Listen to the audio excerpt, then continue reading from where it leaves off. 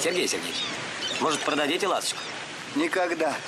Моя ласточка шибче всех по Волге бегает. Вы думаете, Паратов и Агудалова – центральные персонажи жестокого романса?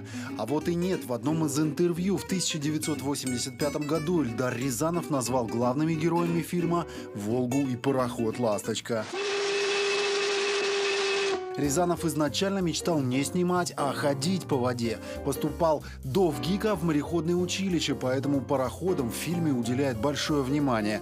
Паратов проводит для Ларисы целую экскурсию по судну и пускает ее в святая святых своей ласточки. Это сердце ласточки. Проходите.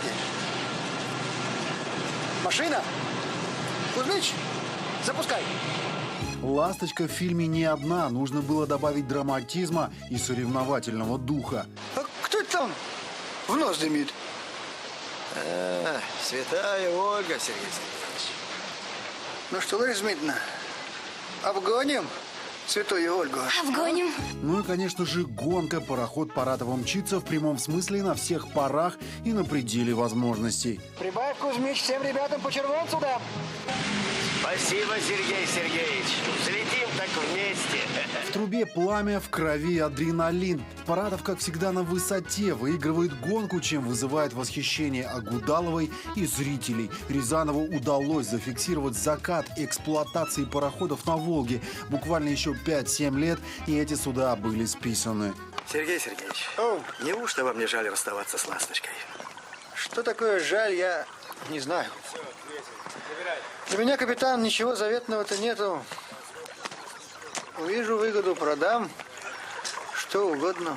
В фильме «Ласточку» играет пароход «Спартак», который к тому времени ходил уже 69 лет. Корабль был построен по спецзаказу Николая II в 1914 году и спущен на Волжские воды под Нижним Новгородом и назван изначально в честь дочери императора, великой княжны Татьяны Николаевны. Он был отделан полированным венгерским ясенем, красным деревом и зеркальным стеклом. В нем расположились парикмахерские, помещения для фотографов-любителей, ванны, каюты для новобрачных. После Октябрьской революции пароход переименовали в «Спартак». Во время гражданской войны в нем располагался штаб Волжской флотилии. В годы Великой Отечественной перевозили эвакуированных и воинские подразделения, в том числе и в Сталинград.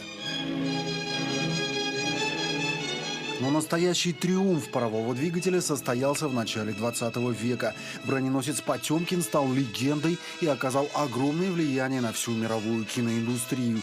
Настоящий корабль, на котором было историческое восстание, к моменту съемки был списан и готовился к утилизации. Вместо него в фильме Эйзенштейн снял находившийся в Одесском порту броненосец «12 апостолов».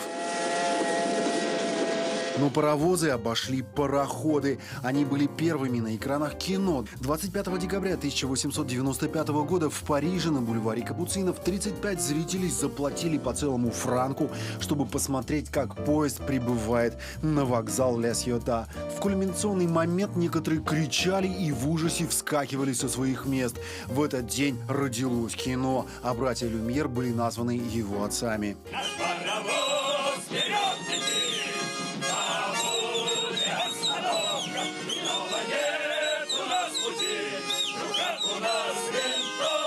С тех пор этот первопроходец стал ведущим артистом кинематографа. Под его колесами погибала Анна Каренина. Он штурмовал города и даже уносил в небо героев, как в фильме «Небеса обетованные» все того же Рязанова.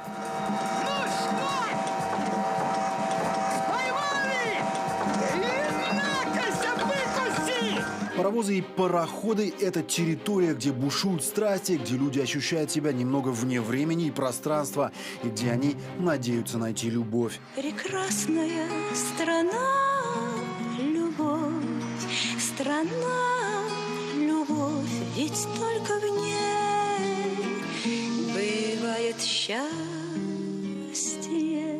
Сейчас эпоха пара ушла, ведь коэффициент полезного действия такого двигателя так и не превысил 12%. Вся остальная деятельность, производимая углем и паром, уходила в трубу. На смену пришли электричество и ядерная энергия. Но пароходы и паровозы уже никогда не сойдут с экранов, и среди них еще наверняка будут новые звезды.